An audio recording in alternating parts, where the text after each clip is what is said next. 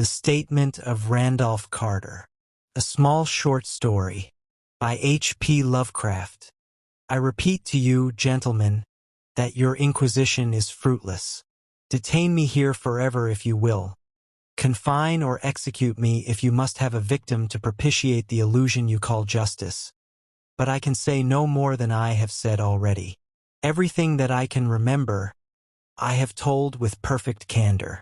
Nothing has been distorted or concealed, and if anything remains vague, it is only because of the dark cloud which has come over my mind, that cloud and the nebulous nature of the horrors which brought it upon me. Again I say, I do not know what has become of Harley Warren, though I think, almost hope, that he is in peaceful oblivion, if there be anywhere so blessed a thing.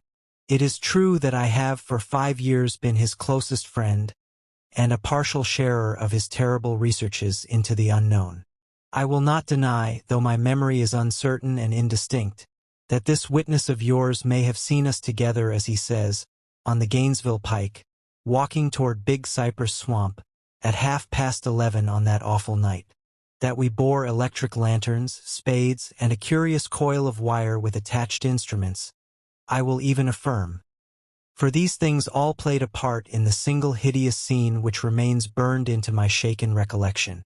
But of what followed, and of the reason I was found alone and dazed on the edge of the swamp next morning, I must insist that I know nothing save what I have told you over and over again. You say to me that there is nothing in the swamp or near it which could form the setting of that frightful episode. I reply that I know nothing beyond what I saw. Vision or nightmare it may have been. Vision or nightmare I fervently hope it was.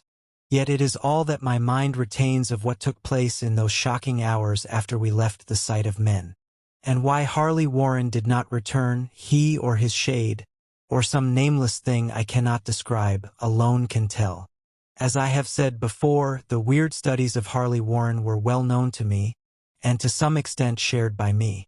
Of his vast collection of strange, rare books on forbidden subjects I have read all that are written in the languages of which I am master.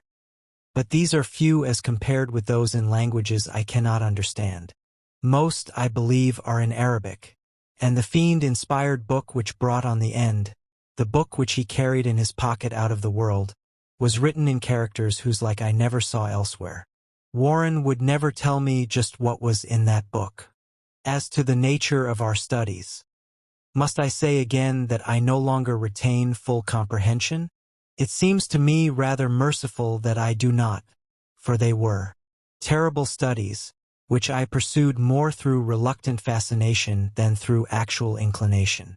Warren always dominated me, and sometimes I feared him. I remember how I shuddered at his facial expression on the night before the awful happening, when he talked so incessantly of his theory, why certain corpses never decay, but rest firm and fat in their tombs for 1,000 years. But I do not fear him now, for I suspect that he has known horrors beyond my ken. Now I fear for him. Once more I say that I have no clear idea of our object on that night. Certainly, it had much to do with something in the book which Warren carried with him, that ancient book in undecipherable characters which had come to him from India a month before, but I swear I do not know what it was that we expected to find. Your witness says he saw us at 11:30 on the Gainesville Pike, headed for Big Cypress Swamp. This is probably true, but I have no distinct memory of it. The picture seared into my soul is of one scene only, and the hour must have been long after midnight, for a waning crescent moon was high in the vaporous heavens. The place was an ancient cemetery, so ancient that I trembled at the manifold signs of immemorial years. It was in a deep, damp hollow, overgrown with rank grass, moss, and curious creeping weeds, and filled with a vague stench which my idle fancy associated absurdly with rotting stone. On every hand were the signs of neglect and decrepitude, and I seemed haunted by the notion that Warren and I were the first living creatures to invade a lethal silence of centuries. Over the valley's rim a wan, waning crescent moon peered through the noisome vapors that seemed to emanate from unheard-of catacombs, and by its feeble, wavering beams I could distinguish a repellent array of antique slabs, urns, cenotaphs, and mausolean facades. All crumbling, moss-grown, and moisture-stained, and partly concealed by the gross luxuriance of the unhealthy vegetation. My first vivid impression of my own presence in this terrible necropolis concerns the act of pausing with Warren before a certain half-obliterated sepulchre, and of throwing down some burdens which we seemed to have been carrying. I now observed that I had with me an electric lantern and 2 spades, whilst my companion was supplied with a similar lantern and a portable telephone outfit. No word was uttered, for the spot and the task seemed known to us, and without delay we seized our spades and commenced to clear away the grass, weeds, and drifted earth from the flat.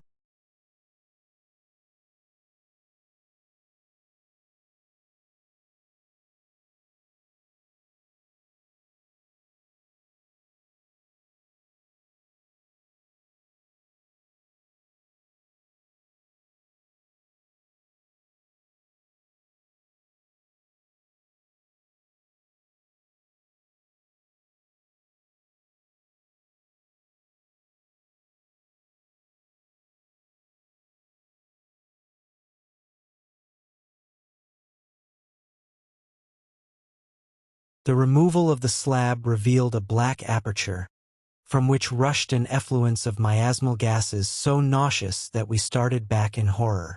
After an interval, however, we approached the pit again, and found the exhalations less unbearable. Our lanterns disclosed the top of a flight of stone steps, dripping with some detestable ichor of the inner earth, and bordered by moist walls encrusted with niter. And now, for the first time, my memory records verbal discourse, Warren addressing me at length in his mellow tenor voice, a voice singularly unperturbed by our awesome surroundings. "I'm sorry to have to ask you to stay on the surface," he said, "but it would be a crime to let anyone with your frail nerves go down there. You can't imagine, even from what you have read and from what I've told you, the things I shall have to see and do. It's fiendish work, Carter, and I doubt if any man without ironclad sensibilities could ever see it through and come up alive and sane. I don't wish to offend you, and heaven knows I'd be glad enough to have you with me. But the responsibility is in a certain sense mine, and I couldn't drag a bundle of nerves like you down to probable death or madness. I tell you, you can't imagine what the thing is really like. But I promise to keep you informed over the telephone of every move. You see, I've enough wire here to reach to the center of the earth and back. I can still hear, in memory, those coolly spoken words, and I can still remember my remonstrances. I seemed desperately anxious to accompany my friend into those sepulchral depths, yet he proved inflexibly obdurate. At one time he threatened to abandon the expedition if I remained insistent, a threat which proved effective, since he alone held the key to the thing. All this I can still remember, though I no longer know what manner of thing we sought.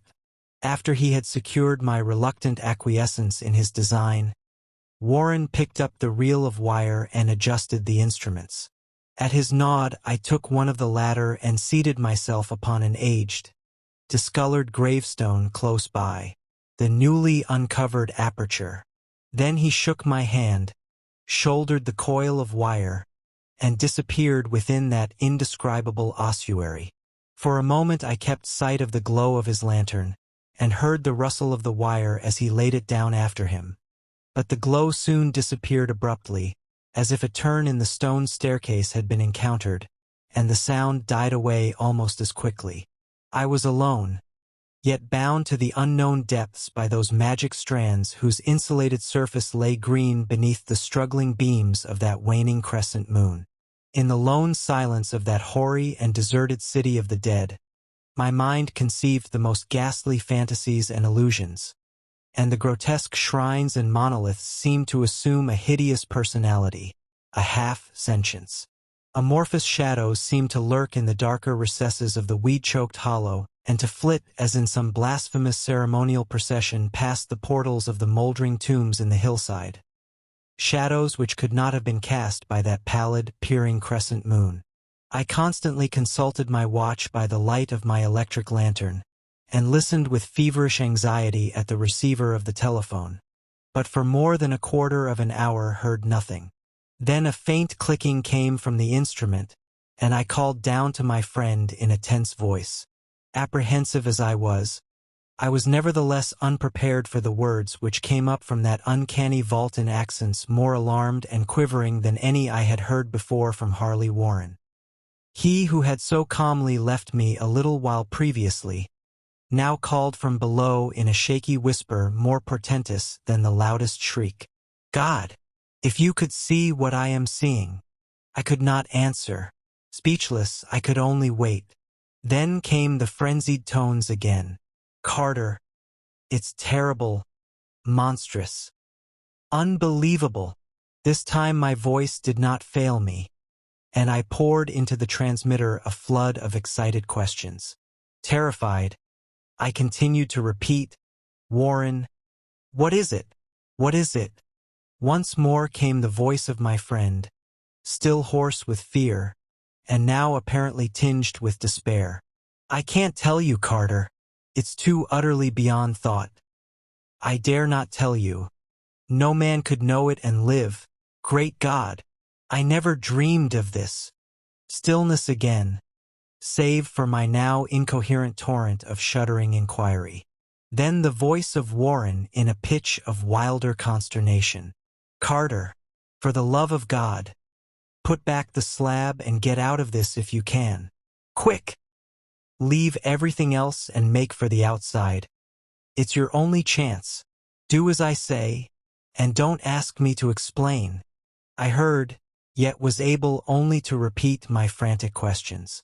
Around me were the tombs and the darkness and the shadows. Below me, some peril beyond the radius of the human imagination. But my friend was in greater danger than I, and through my fear I felt a vague resentment that he should deem me capable of deserting him under such circumstances. More clicking, and after a pause a piteous cry from Warren. Beat it! For God's sake! Put back the slab and beat it! Carter!